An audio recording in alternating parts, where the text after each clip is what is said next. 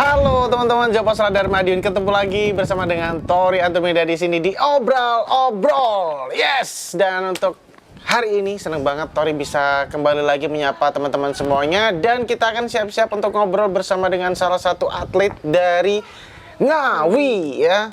Tanah yang ramah luar biasa, dan saya untuk sekarang ini sudah bersama dengan salah satu atlet yang kemarin di Porprov 2022 akhirnya menyabet medali emas ya. Luar biasa, di sini ada anak-anaknya atlet ini ya. Ada Fiona. Rame banget ya. Nah, sekarang saya ada di mana sih ini, Vi? Nyebutnya ini mes atau tempat latihan atau gimana? Ya, tempat latihan mes juga bisa. Oh, mes juga. Iya. Sebagai mes juga. Iya, sebagai mes juga. Jadi latihan juga di sini, tidur pun juga di sini mesnya. Tidur pun juga di sini ya, luar Iya. biasa. Tapi dengan ya mungkin bisa dibilang beberapa keterbatasan ini tidak menyurutkan semangatnya Fiona untuk dapat medali emas ya, untuk cabang olahraga Muay Thai ya, sebuah cabang olahraga bela diri dari Thailand ya. Dan luar biasanya Fiona ini juga tidak sendiri mendapatkan medali emas, tapi ada beberapa atlet lain dari Ngawi yang juga dapat medali emas gitu ya. Tapi yang menarik jelas kenapa saya tertarik banget sama Fiona, karena emang ini olahraganya kan cowok banget nih. Kenapa sih kamu milih Muay Thai gitu? Kenapa kamu oke lah kalau olahraga, kalau cewek itu biasanya ya tenis lah ya, atau ya badminton atau apa. Ini kan cowok banget, ombak. Beda banget ya. Jadi aku tuh suka bela diri sih, karena saya itu orangnya suka tantangan. Jadi suka tantangan aja gitu. Jadi saya lebih ke tertarik sama bela diri. Tertarik sama bela diri. Apalagi kan cewek kan manfaatnya juga banyak ya, bisa menjaga diri sendiri lah. Betul. Apalagi cewek ya. Cewek kan juga perlu.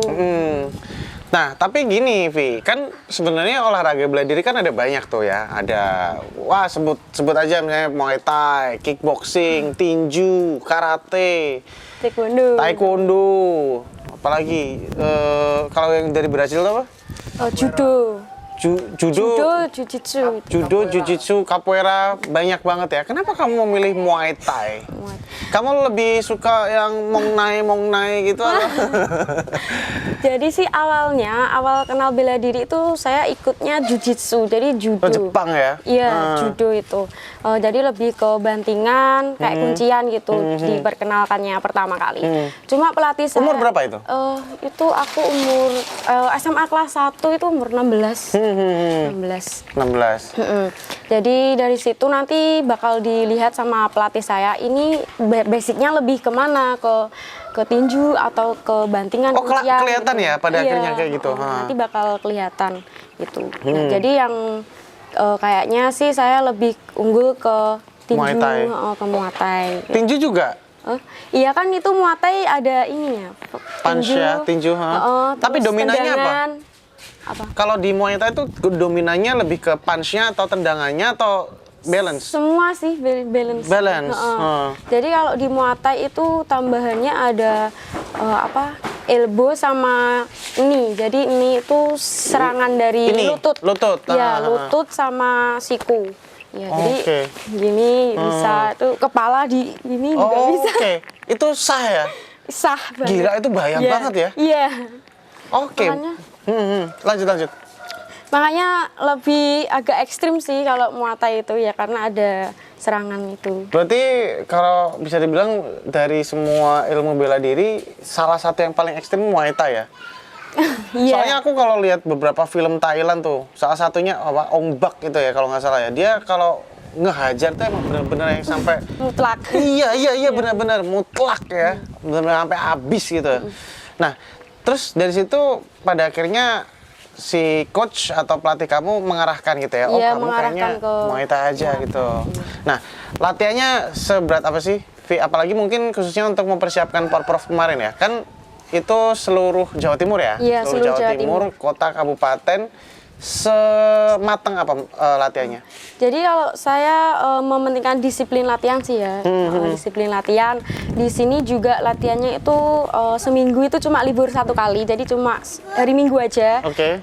Jadi selama 6 hari itu latihannya pagi sama sore. Pagi Ya, sama sore, iya, oke. tuh. Paginya jam berapa? Pagi itu jam 7 kita udah mulai latihan. Di sini ya? Iya di sini. Terus nanti sore jam 3:30 itu udah mulai. Habis asar Oke. itu udah mulai. Jadi untuk latihannya emang dari pagi latihan jam 7, sore latihan lagi. Iya sore latihan lagi. Kamu kelas berapa sih? Ikut sini. Heeh. SMA kelas 1. Sekarang SMA kelas 1? Enggak, ini udah lulus. Oh, udah lulus. Iya, Tapi waktu latihan kemarin masih sekolah? belum. Ini udah lulus 2020. Oh, udah lulus Iya, berarti ya. udah Oke, lulus oke, oke. 2020. Terus setelah itu emang belum melanjutkan kuliah tapi Belum masih. fokusnya ke olahraga dulu gitu ya. Dan akhirnya dapat medali emas ya. 25 juta. Sabar, Pak Oni. Iya, belum Ya, cair. kebetulan untuk kita waktu syuting ini ya itu belum cair. Semoga ketika ini tayang sudah cair. Oke, Vi, tapi ngomong-ngomong bela diri kan emang nggak gampang ya. Maksudnya untuk bela diri itu kan latihannya cukup berat ya. Mulai dari mungkin fisik yang Iya, lari-lari mungkin itu diet terus. juga. Diet juga? Iya, diet. Kamu sebelumnya berapa beratnya? Sebelumnya aku ikut bela diri ini 50 kilo berat badan. Sekarang? Sekarang ini 42. Malah lebih Iya, kurus? iya, lebih, Bukan malah lebih ini? Jadi enggak. badannya gitu? Jadi kalau di bela diri tuh kadang orang lihatnya dari peluang juga ya, peluang itu. Jadi pelatih saya nanti biasa mengirakan nanti aku peluangnya ke berat badan berapa gitu nanti bakal diarahkan. Nah, Oke. kalau yang tahun ini aku peluangnya lebih ke 43 kilogram. Oh, ada kelasnya juga itu? Iya, itu kelas saya 43. Oke. Jadi dari latihan-latihan itu pada akhirnya kamu berhasil mendietkan badan satu, terus juga menguatkan fisik juga Iya, dari fisik, stamina mungkin. stamina. Dulunya mungkin Iya. gampang ngos-ngosan, terus sekarang udah enggak gitu ya. Contoh latihannya apa aja, Vi? Misalnya lari-lari atau apa? Kalau di program latihan saya itu lari yang utama itu untuk melatih daya tahan juga itu biasanya ada endurance itu larinya selama 1 jam. Oke. Itu lari 1 jam. 1 jam lari terus? Iya, lari terus itu. Oke. 1 jam. Terus ada juga namanya bip test. Jadi bip test itu lari yang dilevelkan. Jadi setiap level itu durasinya beda-beda. Jadi semakin pendek nanti harus semakin cepat gitu. Semakin pendek waktunya? Semakin pendek waktunya nanti larinya juga semakin cepat. Oke. Latihannya kamu biasanya di mana kalau di Ngawi? Di alun-alun kah misalnya? Iya di alun-alun itu kalau pagi kan kalau pagi itu khusus buat fisik. Jadi larinya itu di alun-alun. Kalau sore fight? Ya sore fight ya di sini. Fight-nya pakai ini nggak? Iya, Pakai apa? samsak. Pakai Iya, samsak samsak. atau ada musuhnya gitu? Ya, ada samsak, kadang pakai samsak, kadang juga pet-petan. Jadi pet-petan itu sama Oh, pakai pelatih. bantalan itu? Iya. Oh, sama ha, ha, pelatih. ha. Pakai bantalan itu. Oke. Nah, dari latihan-latihan itu kan pastinya seorang cewek kan juga ada kekhawatiran lah ya kalau ikut apa namanya olahraga bela diri yang Iya, cukup keras. berat gitu ya. Orang tua kamu gimana, Vi? Maksudnya awal-awal mungkin ya. Kalau sekarang pasti bangga dong. Iya. Pasti bangga. Tapi awal-awal ketika kamu mulai olahraga berat ini direstuin nggak sih? Kalau orang tua saya sih alhamdulillahnya memberikan kebebasan ya selama positif apa yang saya lakukan gitu selama positif tapi tetap punya rasa khawatir juga sih. Jadi saya gimana caranya memberikan kepercayaan pada mereka bahwa saya bisa hati-hatilah dalam bertanding gitu. Insya Allah nggak ada cedera dan lain-lain lah. Oke. Nah, terus cerita tentang Power Prof kemarin ya. Tanggal berapa sih kemarin? Tanggal 27. 27 Iya, Juni ya. Oke, Vi. Jadi ngomongin Power Prof kan pastinya banyak banget lawan-lawan kamu yang cukup ya mengancam kamu lah ya. Terus dari kota-kota lain juga ada beberapa apa namanya atlet-atletnya yang diwakilkan gitu. Kalau kemarin waktu kamu Power Prof, siapa aja lawanmu yang kamu hadapi dan seberapa berat mereka? Jadi kalau yang pertama itu di penyisian itu saya ketemu kota Kabupaten Blitar. Blitar. Iya, Itu pertama ya? Iya, pertama. Kabupaten Blitar itu atletnya lincah. Ya. Dia pendek, lincah, namun aku kan menang jangkauan. Oh gitu. iya, Ya, iya, soalnya iya. kan tinggi. Gitu. Jadi aku lebih main ke jangkauannya itu sih. Oke. Sebenarnya orangnya lincah juga. Cukup mengancam kamu Iya. juga ya. terus. Lincah, jadi ya kayak kejar-kejaran gitu loh Mas. Soalnya dia kan juga menghindari jangkauanku kan. Dia pun gini belum nyampe, sedangkan aku gini udah nyampe. Oh kan iya. Jadi jangkauannya udah beda itu. Terus. Yang kedua itu sama Probolinggo. Kalau Probolinggo itu ya nggak berat-berat amat sih. Ini bukan sombong ya, tapi Biasa 25 juta. Jadi yang kedua Probolinggo ya malah nggak seberat yang pertama malahnya. Enggak seberat Oke. yang pertama. Itu pun aku juga telah atau dia KO. Oke, KO. Yang kedua itu. Nah, bentar, sebelum kamu lanjut nih, aku penasaran banget. Sebenarnya itu sistem penilaiannya berdasarkan nilai per berapa kali kena dapat nilai gitu atau sampai KO atau gimana? Itu kalau di Muay Thai di berapa kali kena, jadi nilai mutlak. Jadi Oke. Jadi kalau pukulan tepat itu nilainya tambah banyak sih. Berapa? Berapa? Kalau nilainya kurang tahu ya Mas. Taunya sih penilaiannya gitu. Oh gitu.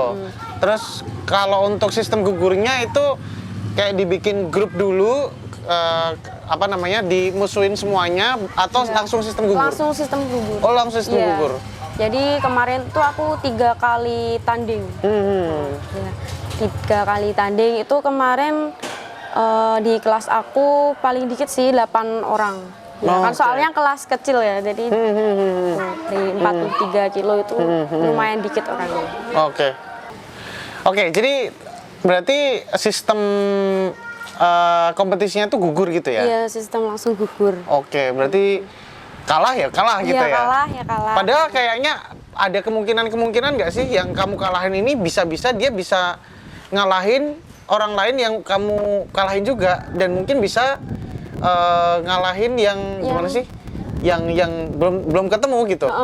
Tapi intinya sih kalau habis ketemu ini kalau kalah ya udah sih. Udah kalah gitu. Oh gitu ya, langsung gugur ya, gitu ya. Oke, gitu. berarti kalau pengen lanjut ya harus menang terus. Oke. Kalau enggak ya harus di event selanjutnya. Oh iya. Sampai ketemu di event selanjutnya. Iya. Oke, terus ngomongin latihan, kamu pasti pernah cedera nggak? Pernah. Nah, itu separah apa dan cedera di bagian mana, Vi? Kalau alhamdulillah ini belum pernah parah dan jangan sampai lah ya Mas. Mungkin cuma memar-memar aja sama agak kepukul gitu? Iya itu kepukul memar. Memar. Iya soalnya aku sering sparring sama anak cowok. Oh iya? Iya. Yang beneran ya? Iya cowok. Bukan yang si cowoknya ini cuman bantuin kamu latihan aja tapi bener-bener fight. Oh, bener fight. Tapi kalau cowok ya mungkin 50% lah ya. Tapi ya power 50% cowok kan mesti ya. Iya. Itu kena hook itu jadi serangan ini. Samping ini. Itu sini agak memar biru. Sebelum Porprov. Iya, sebelum Porprov. Jadi itu persiapan Porprov. Oke. Jadi persiapan Porprov itu sering sparring sama anak cowok, ditendangi lah, ya terus dibanting gitu. Jadi kalau di Muay Thai ada sapuan, jadi sapuan gini. Oke. Kalau yang paling parah yang pernah kamu alami cederanya? Paling parah, alhamdulillah nggak ada sih. Nggak ada yang Nggak ada, sampai patah gitu nggak ya? Alhamdulillahnya nggak ya. Soalnya emang ya kita nggak pernah tahu ya kemungkinan apa yang kita alami ketika latihan olahraga berat kayak gitu-gitu. Ada yang mungkin sebenarnya dia udah hati-hati banget gitu, tapi masih aja kena pukulan yang akhirnya parah kayak gitu-gitu ya. Alhamdulillah enggak. Alhamdulillahnya enggak. Nah, ngomongin kehidupan pribadi dikit ya. Kamu punya pacar nggak? Punya. Nah, kamu kalau berantem sama pacarmu gitu ya langsung Muay Thai. Iya sih, mungkin karena kebetulan pacarnya si Fiona ini atlet Muay Thai juga. Ya, Muay Thai juga ya? Iya. Tuh kemarin juga dapat perunggu. Asik. Perunggu berapa? 10. Wow, makan-makan ya. Gila. Itu gara-gara apa? Chinlock kah atau gimana? Ya lebih ke cinlok kayaknya. Sangat bisa ditebak ya. Iya. Karena buah pohon tidak tidak jauh Buah dari jatuh jatuhnya. Tidak jauh dari pohonnya. Buah jatuh tidak jauh Misalnya, dari pohonnya. tapi mungkin ketika TNI ketemu sama bidan, ini atlet sama atlet gitu ya, nggak jauh-jauh gitu ya. Oke, Vi, kamu kan udah meraih prestasi nih ya, apalagi medali emas gitu. Iya. Setelah ini, kamu ada target apa? Misalnya goes to nasional, mungkin PON, atau mungkin bisa mewakili Indonesia ke, ya who knows ya, SEA Games, Asian Games misalnya. Ya itu sih tentu itu termasuk planning saya sih kalau Oke. ini. Jadi habis Porprov ini insya Allah ingin mengikuti tes untuk persiapan PON di Aceh. Di tahun berapa itu, Aceh? 2025.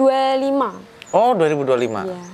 Itu berarti kamu tetap menekuni Muay Thai Iya, ya? tetap menekuni. Kan soalnya ada kan beberapa atlet yang mungkin ketika Iya. dia habis dapat medali terus dia merasa cukup dan selesai, udahlah gitu. Tetap haus prestasi sih Asik, saya. tetap haus ya akan prestasi. haus prestasi. Nah, itu dia teman-teman ya. Jadi kalau misalnya emang ada satu hal yang udah ditekunin, apalagi sampai dapat prestasi, ya otomatis mungkin itu sinyal-sinyal kecil bahwa ya ini kayaknya jalan kamu nih. Iya. Kalau nggak diseriusin kayaknya sayang banget gitu ya. Kayak ibarat aku itu sudah terlanjur kesakitan. Jadi raih hasilnya lah Iya. gitu. Terlanjur basah, ya sudah mandi sekali ya. Tapi pastinya prestasi medali emas ini pastinya bisa memicu Fiona untuk bisa upgrade ya, upgrade iya, untuk lebih, challenge iya. selanjutnya gitu ya. Ke multi event selanjutnya. Multi event selanjutnya Bahkan yang ke mungkin internasional bisa. insya Allah. Nah, makanya semoga suatu hari bisa mampir ke Thailand, Iya. latihan langsung ke Thailand gitu ya. Iya sih. Biar bisa sucat pelakong. nah. Ya, pokoknya itu satu motivasi juga ya. Semoga juga bisa menginspirasi teman-teman semuanya. Intinya apapun yang kalian lakukan, apapun yang kalian kerjakan, entah itu seni, olahraga atau apapun itu, ya pokoknya tekunin aja. Karena pastinya ketika kerja keras kita sudah kita curahkan ya, tenaga, energi, pikiran, waktu, pasti ada hasilnya kok Iya ya. pasti ada. Mungkin terakhir kasih ini dong Fiona, kasih motivasi buat teman-teman nih. Apapun itu ya, walaupun mungkin mereka teman-teman ini bukan atlet ya, mungkin ada satu bidang yang mereka senengin tapi ada perasaan males gitu. Kasih semangat dong ke mereka biar kayak kamu nih meraih prestasi. Teruslah berlatih sampai menjadi Ultraman. Quote hari ini ya, teruslah berlatih sampai menjadi Ultraman ya. Iya. Oke. Dan juga lebih disiplin latihan ya. Itu Karena disiplin latihan itu kunci dari kemenangan. Nah, itu dia. Kalau misalnya latihannya jam 7 pagi, ya kalau bisa sebelum jam 7 pagi bangun, udah siap. ya udah siap. Jangan kok jam 7 pagi latihan, jam 9 baru bangun ya. Itu bisa aja. Tapi ya pastinya kalau pengen mendapatkan hasil ya otomatis harus ada pengorbanan Iya, di situ pengorbanan, ya. perjuangan. Sampai Berdarah-darah. berdarah-darah ya. Berdarah, berkeringat. Nah, dan ya nanti kita intip medali emasnya seperti apa biar kalian iri. Biar kalian pengen. Oke, yang pasti terima kasih banget Fiona udah mau direcokin bentar nih. Keren banget atlet dari Ngawi, medali emas dipersembahkan dan menunggu transferan dari Bapak Bupati ya di rekening. Iya, ditunggu cinding. Wah, 25 juta masuk. Dan pastinya terima kasih juga buat teman-teman Jawa Pos Radar Madiun yang udah menyimak obrol-obrol kita untuk episode kali ini. Semoga juga bisa menginspirasi, semoga juga bisa menambah informasi juga buat teman-teman, update informasi bahwa Ngawi punya aset berharga atlet Muay Thai yang bisa terus dikembangkan dan semoga kedepannya bisa menjadi atlet yang goes to nasional apalagi goes to internasional dan bisa mengharumkan nama bangsa. Nggak cuma di Ngawi aja tapi Indonesia gitu ya. Dan pastinya simak terus program obrol-obrol yang terus kita update. Kita akan menghadirkan terus narasumber-narasumber dan juga bintang tamu yang terus semoga juga bisa menginspirasi teman-teman semuanya. Jangan lupa juga untuk mengikuti berbagai macam sosial media kita di Facebook, Instagram, Twitter, Hello, TikTok, website semuanya. YouTube-nya jangan lupa juga untuk di-subscribe ya. Jangan lupa like, comment, subscribe YouTube-nya, follow semua sosial media kita dan ikuti terus perkembangan informasi di seluruh Madiun Raya lewat Jawa Pos Radar Madiun Digital. Dan akhirnya saya Torendro Mida pamit dan Fiona. mau pamitan dulu dan sampai ketemu lagi di obrol-obrol episode berikutnya. Bye.